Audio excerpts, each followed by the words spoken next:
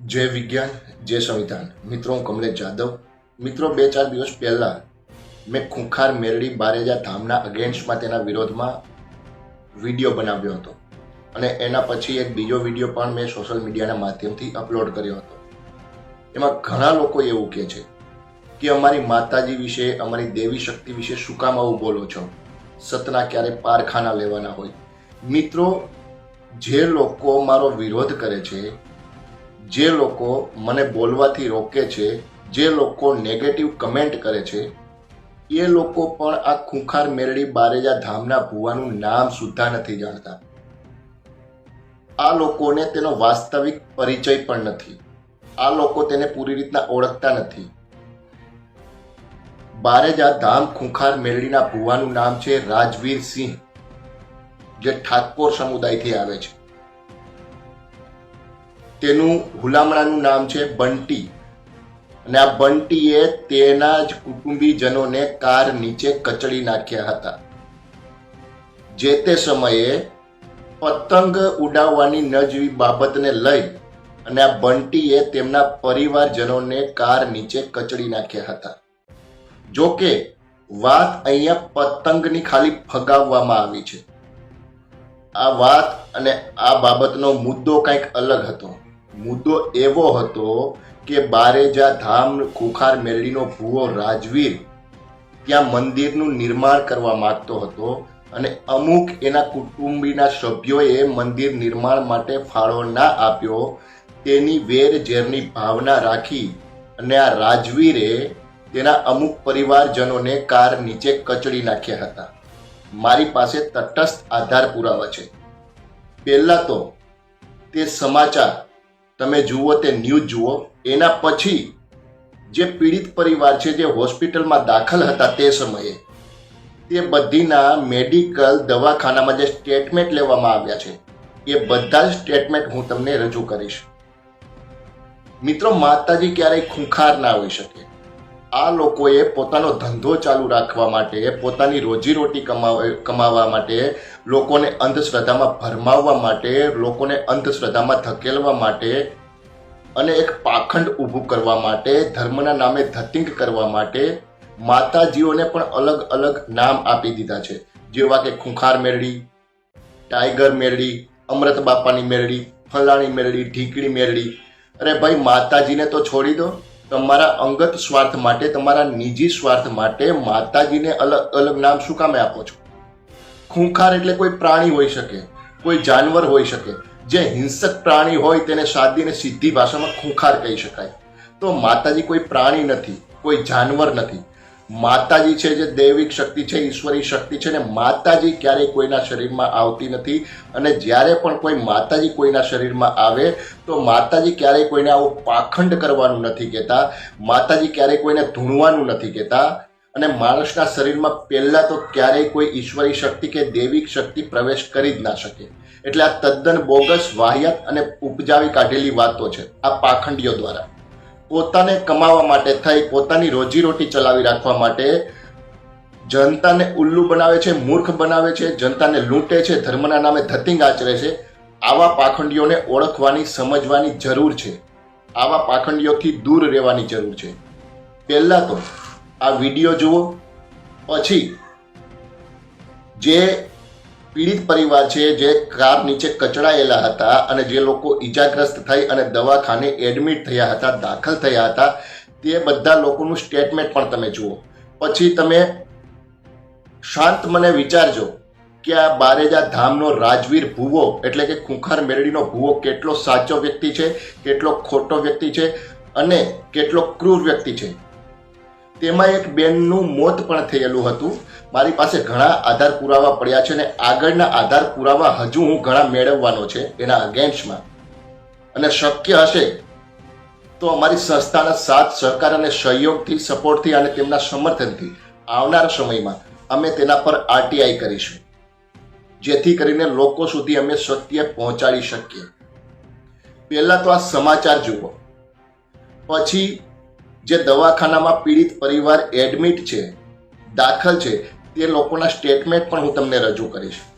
અને આવનારા સમયમાં હજુ પણ ઘણા બધા એવા પુરાવા છે જે હું તમારા બધા લોકો સામે રાખીશ, જેથી કરીને આ નાલાયક ભુવાની ક્રૂરતા, તેની નિર્દયતા લોકો સામે આવે, તેની વાસ્તવિકતા લોકો સામે આવે, તેનું પાખંડ લોકો સામે આવે, તેનું ધતિંગ લોકો સામે આવે અને લોકો તેનું સાચું રૂપ જોઈ શકે, લોકો તેનો સાચો ચહેરો જોઈ શકે કે આ વ્યક્તિ કેટલો ક્રૂર છે, કેટલો નિર્દય છે અને કેવી રીતે આ લોકોને કારની નીચે કચડી નાખ્યા છે.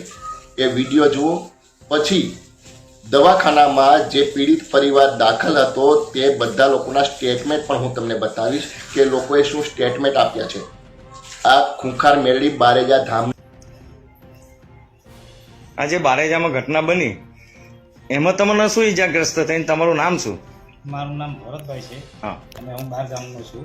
એમાં બજારમાં બેઠા હતા અને ગાડીઓ આવી ફટાફટ લાગ્યા. એમાં એક ગાડીએ મને ટક્કર મારી.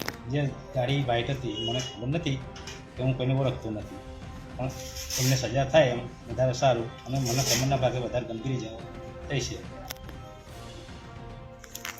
આ બેન છે કોણ છે? એ મારી દીકરી છે. એ સાસરીથી અહીંયા ઉત્તરાયણ કરવા આવ્યા હતા, તો એ ભણિયાને લેવા ગયા, તો એમાં આ લોકો આવ્યા ને તો આ રીતે અચાનક ગાડીઓ આવી, એવી રીતે એમને જેમ આવી એમ ઠોકીને મારી બેબલીને લઈ લીધી છે હંગાતે હંગાતે. આ રીતે પડી ગયા, આ રીતે વાગી ગઈ. આજે બારેજાની ઘટના બની, તમને ઈજા કેવી રીતે થઈ? હું બજારમાં છોકરા લેવા ગઈ હતી. છોકરા બજાર હતા, બજારમાં લેવા ગઈ હતી. જેવી ગાડીઓ આવી એવી રીતે એમને બધાને અટકૂટમાં જ લઈ ગયા. હું પડી ગઈ. આજે બારેજામાં બનાવ બન્યો એમાં તમે ઈજાગ્રસ્ત થયા છો, તો એના વિશે તમારે શું કહેવું છે? એના વિશે મારે એમ કહેવું છે કે અમે બજારમાં હતા અને એ લોકો ગાડીઓ લઈને આવ્યા અને અમને હડફેટે લઈ લીધા અને અમને ઈજા થઈ. તમને શું થયું? અમને આ હાથે ક્રેક આવ્યો છે, કાંડામાં ક્રેક આવ્યો છે અને બીજી ગાડી ફરીથી આવી તો ફરી અમને હડફેટે લીધા જ છે. બીજી ગાડી નેક્સોન હતી અને સામેથી બીજી ઓડી આવી હતી, તેમને અમને હડફેટે લઈ લીધા. અને ઓડી ગાડીમાં કંઈક બંટી ઉર્ફે રાજવી હતો અને નેક્સોન ગાડીમાં કિંગજ ઉર્ફે રાજા હતો. એમને અમને અડફેટે લઈ લીધા. અમને આટલી ઈજા પહોંચી છે અને અમને કડકથી કડક સજા મળવી જોઈએ.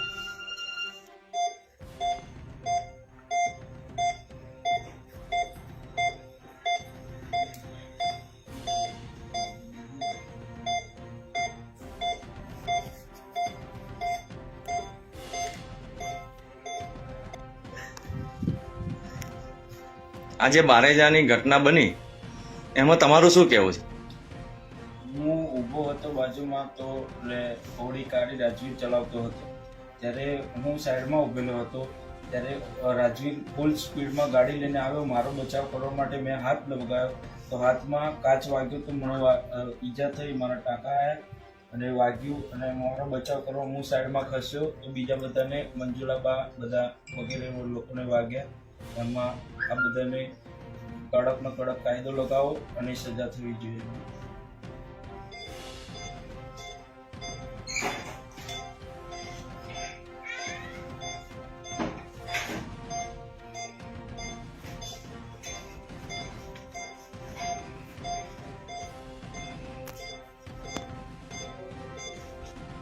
જોયું મિત્રો, આ ભૂવો કેટલો નિર્દય છે, કેટલો ક્રૂર છે અને આ વ્યક્તિ કેવી રીતના લોકોને કાર નીચે કચડી નાખે છે. તમને શું લાગે છે, એટલો ક્રૂર અને નિર્દય વ્યક્તિ ક્યારેય માતાજીનો ઉપાસક કે ભૂવો હોઈ શકે ખરો? તે માતાજીને માનનારો વ્યક્તિ હોઈ શકે ખરો? વેર ઝેરની ભાવના રાખીને લોકોને કચરાની જેમ ગાડી નીચે કચડી નાખે છે, અડફેટે લઈ લે છે અને જીવલેણ ઈજાઓ પહોંચાડે છે, ગંભીર ઈજાઓ પહોંચાડે છે. શું આ વ્યક્તિ માતાજીનો ઉપાસક, માતાજીનો આરાધક કે માતાજીને માનનારો વ્યક્તિ હોઈ શકે ખરો? આ એક નંબરનો પાખંડી વ્યક્તિ છે, એક નંબરનો ધતિંગબાજ વ્યક્તિ છે, એક નંબરનો નાલાયક વ્યક્તિ છે. આ એટલો ક્રૂર અને નિર્દય છે કે એના પરિવારજનોને પણ નથી છોડ્યા. મિત્રો, આવા પાખંડી ઉપર જો તમે ભરોસો કરશો તો આવનારા સમયમાં તેનું પરિણામ તમારે પણ ભોગવવું પડશે. આ વ્યક્તિ એટલી મોંઘી મોંઘી ગાડીઓમાં એટલા માટે ફરે છે કારણ કે ગુજરાતની ભોળી જનતા તેને પ્રોત્સાહન આપે છે. તેને ભગવાનનો દરજ્જો આપીને બેઠા છે. પણ આ વ્યક્તિ ગંદી નાળીના ગટરનો કીડો હોય તેવી હરકતો કરે છે ને આ વ્યક્તિ માતાજીના નામે ગુજરાતની ભોળી જનતાને લૂંટી રહ્યો છે. આવા વ્યક્તિ પર ભરોસો કરતા પહેલા એક વખત નહીં, બે વખત નહીં, પણ હજારો વખત વિચાર કરજો. કારણ કે આવા વ્યક્તિ માત્ર ને માત્ર ભોળી જનતાને લૂંટતા હોય છે, ભોળી જનતાને ગુમરાહ કરતા હોય છે, ભોળી જનતાની અંદર ડરનો એક માહોલ ઊભા કરતા હોય છે, ભોળી જનતાને લૂંટી અને પોતાનું ભરણ પોષણ અને પોતાની રોજીરોટી કમાતા હોય છે, ધર્મના નામે ધતિંગ કરતા હોય છે. અને માતા, કોઈ દૈવિક શક્તિ, કોઈ ઈશ્વરી શક્તિ ક્યારેય કોઈ માણસ માત્રના શરીરમાં આવી ના શકે અને આવા પાખંડી અને આવા નાલાયકના શરીરમાં તો ક્યારેય નહીં. એટલે સમજી વિચારીને આવા પાખંડીઓ પર ભરોસો કરજો. મળશું ફરી પાછા એક નવા વિડીયો સાથે. ત્યાં સુધી જય ભારત, જય સંવિધાન, જય વિજ્ઞાન.